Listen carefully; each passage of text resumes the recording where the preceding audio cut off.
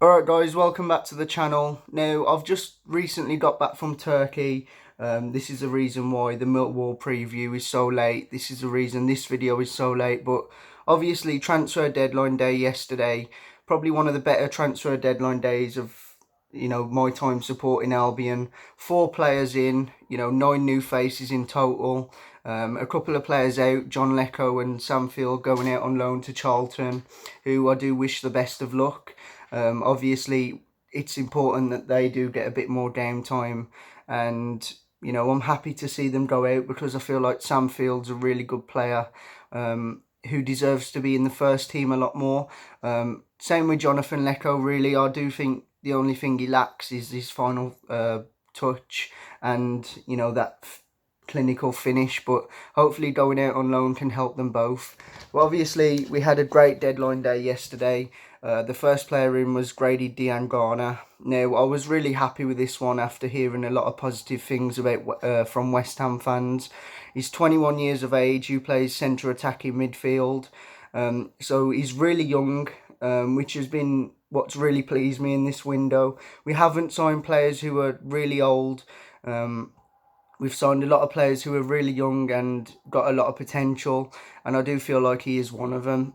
Now, we can play in centre attacking midfield or on the wing, and he did play 21 games last season for West Ham in the Premier League, where he scored 2 goals. So really looking forward to him. Apparently as well, there is an obligation in the contract where if he does really well with Albion, there is a recall option. Now, we saw that with Harvey Barnes, where there was a recall option. He did really well for us and he got called back in January. So hopefully this isn't the case with Diangana. Now, the second one we actually got in was Charlie Austin. Brilliant signing in my opinion. 30 years of age, a lot of Premier League experience, really clinical striker. For only £4 million as well, I feel like that is an absolute bargain. Yes, I know he's 30 years of age, but Dwight Gale, a lot of people wanted him back. He was 29, so he's pretty much a similar age. 150 goals in 325 professional appearances for Charlie Austin. So it's obvious that he knows where the back of the net is. And I do feel like the Championship will be a really good level for him. Now, the only issue with this one for me is keeping him injury-free. Has suffered a lot of injuries in the past for Southampton, and hopefully that isn't the case for us, because I do feel like if we can keep him fit, he will be one of our best players this season in terms of goals and contributions to goals. But we'll see what happens with that one. But delighted with it, to be honest. I think him and Zaha will be a really good partnership. I would like us to get more of a smaller player. For me, if I was a manager, I would have a tall player in Zaha who can win headers, and then a smaller, quick player like Dwight Gale who can, who's got a lot of pace and stuff like that. That is my only issue, but really happy with that. Next one was Chris Willock on loan from Benfica. Now, obviously, former Arsenal academy player, 21 years of age. Centre attacking. No, he's actually a forward, I believe. So he does play up front. He got 11 goals in 34 games for Benfica B team. I haven't really saw too much of Chris Willock, I'll be completely honest with you. But I've heard a lot of good things. I've heard he's really good at dribbling with the ball. He's got really good pace. And to be honest, it just gives us that extra option up front. Again, we can review the loan in January and see how things are going. So there may be an option for a permanent transfer in this one.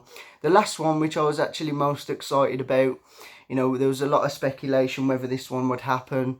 Only got his passport a couple of days ago. Mateus Pereira from Sporting Lisbon, obviously left winger. A lot of our fans really wanted this one to happen. Joins on a season-long loan from Sporting Lisbon with a view to a permanent of £8.5 million. Now, I'm delighted with this one. Seems a really good player from what I've seen, but you can't really go off YouTube highlights because we saw that with the players like El Ganassi and things like that. But obviously played at Nuremberg last season where he played 19 games, got 3 goals and 2 assists. Now, I have saw on Twitter that a lot of people were surprised with Sporting actually letting him go because he's a really talented player.